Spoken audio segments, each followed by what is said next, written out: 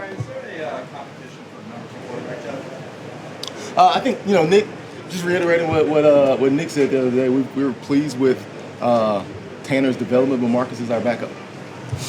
Brian, he mentioned Nick mentioned you guys got to get more familiar with what Marcus does well. That's part of it as well when he gets him up to speed in the system. Do you see it that way as well? Or yeah, I think this entire process of training camp, figuring out how to put certain pieces together, what guys like, what they don't like, what they do well, what we need to continue to improve.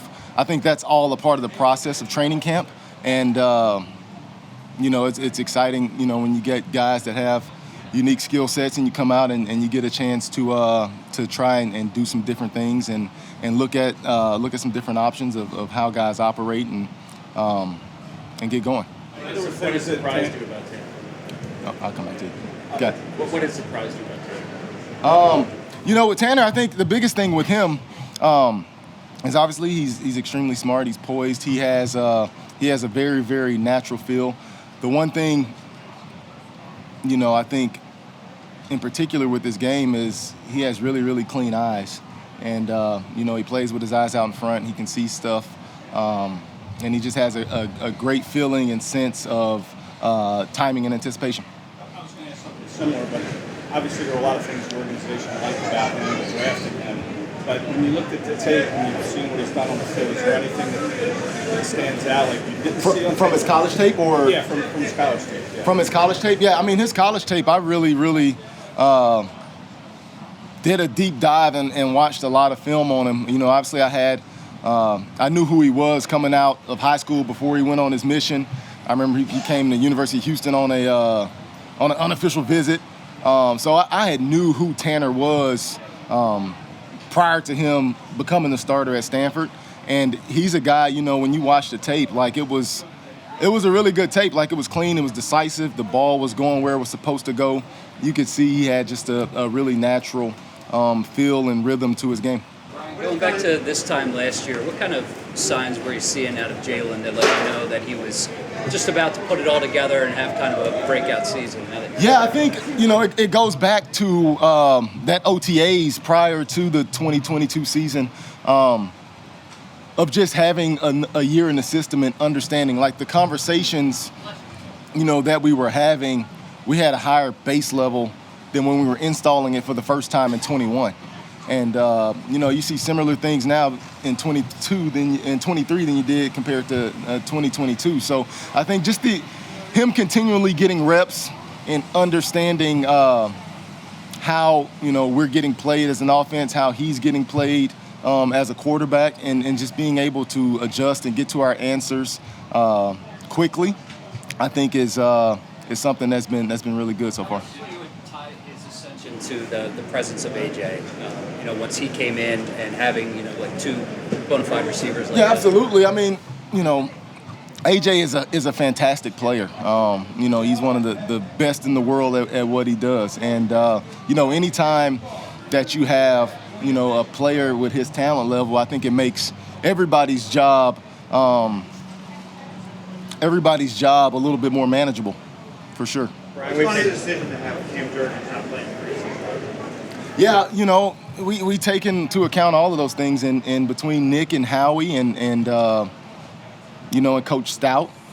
Those guys have done a great job of organizing practice in a way and feeling like, you get a chance to see some things in those practice settings that are very that relate to what you would get in a game-like scenario. Brian, I think you are at running back, Brian. Nick said he wanted to get Kenny some game action. You saw that. Where do you think you are in that process of figuring out that room? Yeah, it's still going. It's been a very, very healthy competition. All those guys have, like we've talked about, have unique skill sets. And I think they all, provide something that's a little bit unique to them. But Coach Singleton has done a fantastic job of getting those guys the necessary reps for everybody to see, what each guy's capable of, and looking forward to it continuing here throughout the next couple weeks. Is it hard to find the balance when he has that extensive of an injury history with wanting to sort of protect him versus wanting to see what he can do and you think he can Yeah, there's always a balance, but kudos to our strength and conditioning staff, our nutrition staff, and Rashad himself. He's done an unbelievable job of getting himself prepared each and every day, getting ready to go.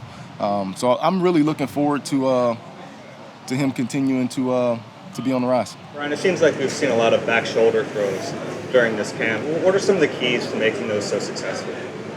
Well, without giving away all of it, I think it is, a lot of it's about timing and feel, and having great players. I think AJ, Smitty, all those guys have unbelievable feel and understand how they're being played defensively to be able to react to those type of throws, and then the quarterback just trusting what he sees and how firm he should throw the ball or not. With Tanner, you said that he has clean eyes, is the way that you described it. Can you just dive into that a little bit more, like what that means for a quarterback? Yeah, I think one of the most important attributes that you could have at that position, is obviously your vision and feel, and just being able to, diagnose things a little bit, maybe account before they happen. And so we talk a lot about that in the quarterback room, of just making sure, like, these guys are all so talented and they have so much ability. And the majority of the time, if you're looking at the right stuff, you're gonna play pretty clean for the most part. The decision making of it is gonna get to shine because your eyes are in the right place all the time. You said, what kind of challenges?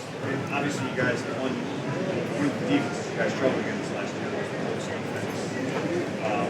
looking ahead to good practice and what kind of challenges and what are you looking for seeing out of your offense after that first practice? Yeah, I think that the biggest thing for us has obviously been being able to get to our adjustments quickly and diagnose how we're being played.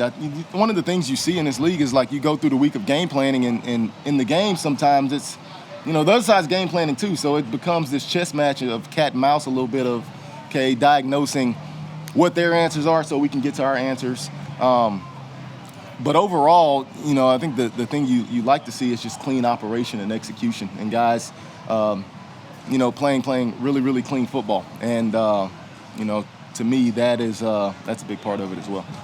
Ryan, something you said a moment ago was, we talked about this in the quarterback's room.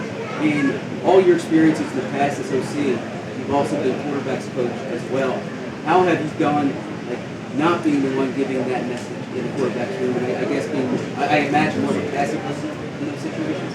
Yeah, for sure. And our dynamic in that room has been, pretty much the same. Even when I was the quarterback coach and Shane was in there, like, if they have something to say, then, it's said. So the beauty of that room is it becomes, especially particularly in year 3, it becomes more discussion than lecture. Which I think is a sign that, guys are understanding the why. You can see, like, true evolve, like, you can see the process continue to evolve because guys have had more reps. The system has been in place for a couple of years. So those meetings and those conversations in that meeting room can be very in-depth. As a follow-up to that, and not to take away from either you or Alex, but at some point does it become Jalen's room almost, where it's like he's the one who's in charge of that? Yeah, absolutely. And I think it just goes back to that point of it, that room being more discussion-based. Because, ultimately, like, when you have the clicker and you're in the meeting room, you're able to rewind and fast forward and rewind stuff 3 times. Like, it doesn't naturally always happen like that on the field. So being able to communicate, for Jalen, being able to communicate what he's seeing through his eyes and those split-second decisions is something that's very, very important. When it comes to evaluating your quarterbacks in a preseason setting, how do you go about it, given the fact that, like, maybe they're going up against second and third stringers, maybe the defense isn't game planning, you're not trying to tailor the game plan to their specific strengths, so how do you kind of get through all of that to figure out, what's what when it comes to quarterback evaluation? Yeah, I think it's just being very, very clear about what your plan is and what your intent is moving forward, and understanding that the preseason is what it is. So there, like you said, there aren't necessarily specific game plans or stuff that you might not show that you would show in the regular season. So, it's definitely a balancing act, but, it's one that happens everywhere, probably at all 32 teams. I did see it. I didn't watch the tape. We saw it live, so it was a really good catch. You saw his eyes track the ball. It was good. It looked like he's been working in Amo's individual. Maybe the last one with Tanner. You played the position at a high level yourself. You've been around a lot of young quarterbacks. He seems to trust what he sees. Is that rare for somebody who comes into the league as a rookie? Well, he's played a lot of football as well. And, there are a bunch of differences in the pro game to the college game, but at the end of the day, there are a lot of similarities as well. So, he's done a good job of acclimating to our system and the language of our system. And, I'm going to say we've been pleased with his development to this point.